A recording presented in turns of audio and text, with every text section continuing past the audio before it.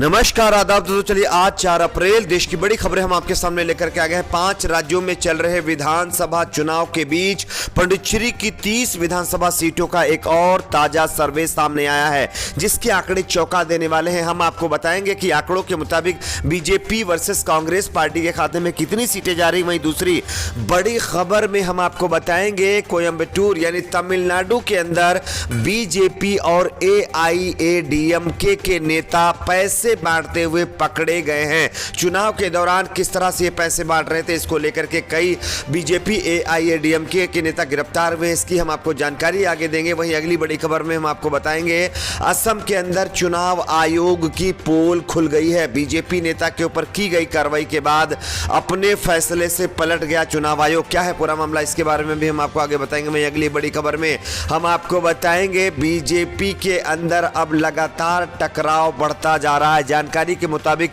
एक और दिग्गज बीजेपी के नेता अपनी ही पार्टी के खिलाफ बगावत कर चुके हैं। वहीं अगली बड़ी खबर में हम आपको बताएंगे हरियाणा के मुख्यमंत्री मनोहर लाल खट्टर के खिलाफ किसानों का भयंकर प्रदर्शन यहां पर बताया जा रहा है। मनोहर लाल खट्टर को उल्टे पांव किस तरह से किसानों ने दौड़ाया है, इसकी हम आपको आगे तस्वीर दिखाएंगे। वहीं अगली बड़ी खबर में हम आपको बताएंगे बंगाल में होने वाले विधानसभा चुनाव से पहले, तीसरे चरण से पहले ममता बनर्जी ने जिस तरह से चुनाव आयोग पर आरोप लगाया है, अब इस मामले पर देश के प्रधानमंत्री नरेंद्र मोदी ने एक बड़ा बयान देकर के राजनीति में हलचल पैदा कर दी है। क्या कहा है आगे हम आपको बताएंगे। वहीं अगली बड़ी खबर MIM की तरफ से आ रही है, जहां पर MIM ने एक और राज्य में चुनाव लड़ने का ऐलान कर दिया है। कहां पर यह ऐलान किया है हम आपको आगे इसकी भी जानकारी देंगे। उससे पहले एक छोटी सी रिक्वेस्ट करेंगे दोस्तों, आप इस वीडियो को लाइक करके चैनल को सब्सक्राइब जरूर कर लीजिए। बात करेंगे पहली और बड़ी खबर की। 5 राज्यों में होने वाले विधानसभा चुनाव, जो एक तरफ कहीं कहीं 2 चरणों की वोटिंग हो चुकी है, वहीं पुडुचेरी में अब आने वाले 1-2 दिन में जो है वोटिंग होनी है। लेकिन उससे पहले एक बड़ा सर्वे सामने आया है। सर्वे के मुताबिक 30 सीटों में चौंकाने वाले आंकड़े सामने आ सकते हैं। आंकड़ों के मुताबिक यहां पर कांग्रेस पार्टी की सरकार बनती हुई दिखाई दे रही। कांग्रेस पार्टी यहां पर 17 सीटें जीत सकती है, जबकि बीजेपी के खाते में 12 सीटें जाती हुई दिखाई दे रही हैं और अन्य के खाते में 0 से 1 सीट जा सकती है। यह ताजा सर्वे आया है, जिसके बाद पुडुचेरी में भी बीजेपी के लगभग आस टूट चुकी है। बात करेंगे अगली बड़ी खबर की। अगली बड़ी खबर आ रही है असम में बीजेपी की पोल खुल गई है। दरअसल असम के अंदर जिस तरह से भाजपा नेता हिमंता बिस्वा शर्मा के ऊपर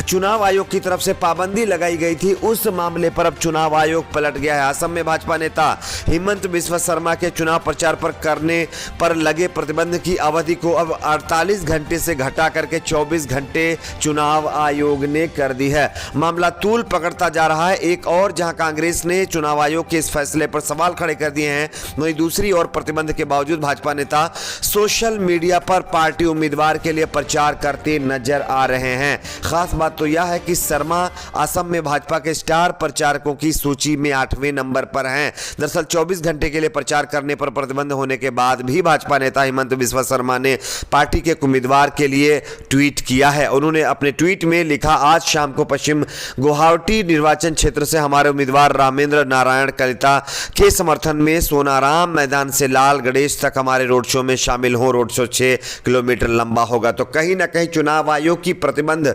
लगाने के बावजूद भी बीजेपी के नेता धड़ल्ले से अपनी रैली और रोड शो कर रहे हैं। साथ ही साथ जो कार्रवाई की गई थी उसको वापस लेते हुए चुनाव आयोग ने अपने फैसले पर पलट करके जो है 24 घंटे वाली कार्रवाई कर दी है। यानी कि पहले 48 घंटे की गई, तब 24 घंटे घटा करके कर दी गई है। तो ये एक बड़ा मामला सामने है, जहां पर चुनाव आयोग के ऊपर सवाल खड़े हो गए। बात करेंगे अगली बड़ी खबर की।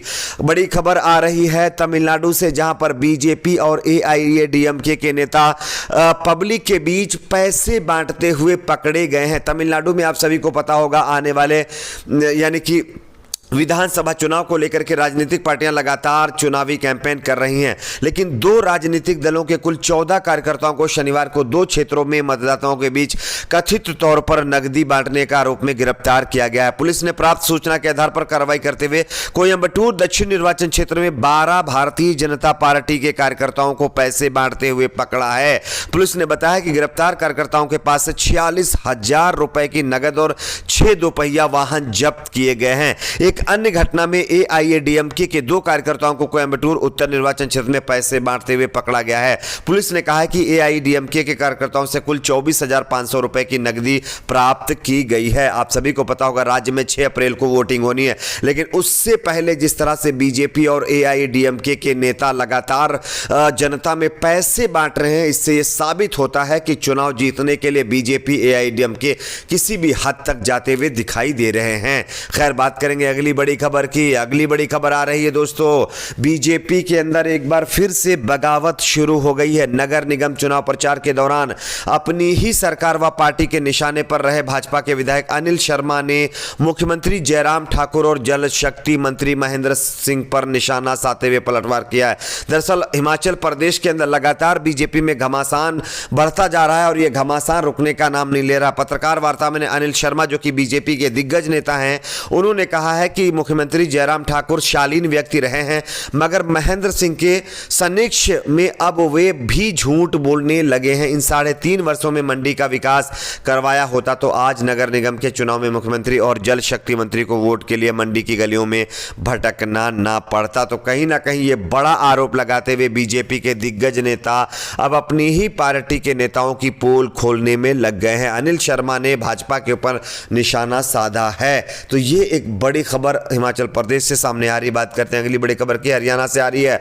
हरियाणा में कृषि कानूनों के खिलाफ चल रहे विरोध प्रदर्शन का एक तरह से सामना हरियाणा के सीएम मनोहर लाल खट्टर को फिर से झेलना पड़ा है। आप इस खबर को देखिए। 3 अप्रैल किसानों ने हरियाणा के मुख्यमंत्री मनोहर लाल खट्टर के खिलाफ रोहतक जिले में शनिवार को प्रदर्शन कर दिया। मुख्यमंत्री के दौरे के बारे में पता चलने के बाद किसान एक निजी विश्वविद्यालय के बाहर एकत्र हो गए, जहां पर खट्टर के हेलीकॉप्टर को उतरना था।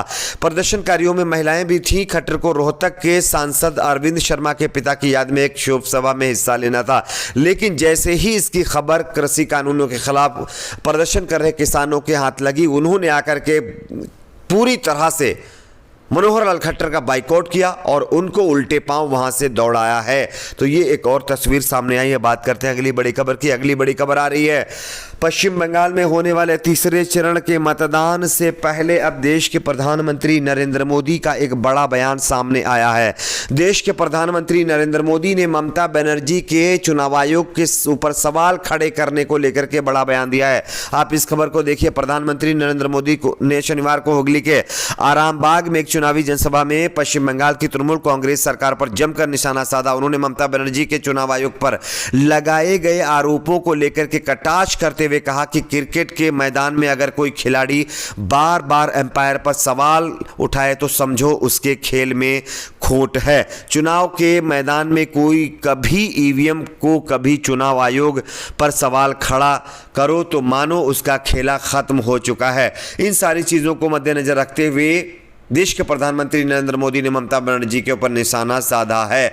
बात करेंगे अगली बड़ी खबर की। अगली बड़ी खबर आ रही दोस्तों, 2022 में होने वाले उत्तर प्रदेश के चुनाव में अब मजलिसे इत्तेहादुल मुस्लिमीन एमआईएम पार्टी की तरफ से बड़ा ऐलान कर दिया गया है। ऑल इंडिया मजलिसे इत्तेहादुल मुस्लिमीन उत्तर प्रदेश में अगले साल होने वाले विधानसभा चुनाव के लिए मैदान में अपने उम्मीदवार उतारेगी। मजलिसे इत्तेहादुल मुस्लिमीन के राष्ट्रीय अध्यक्ष डॉक्टर बशीर अहमद खान ने शनिवार को प्रेस वार्ता में कहा कि उनकी पार्टी उत्तर प्रदेश में साल 2022 में होने वाले विधानसभा चुनाव में मजबूती के साथ हिस्सा लेने जा रही है। आपकी अपनी इस पर क्या राय, नीचे कमेंट बॉक्स में जरूर बताइए। वीडियो को लाइक शेयर, चैनल को सब्सक्राइब जरूर करें।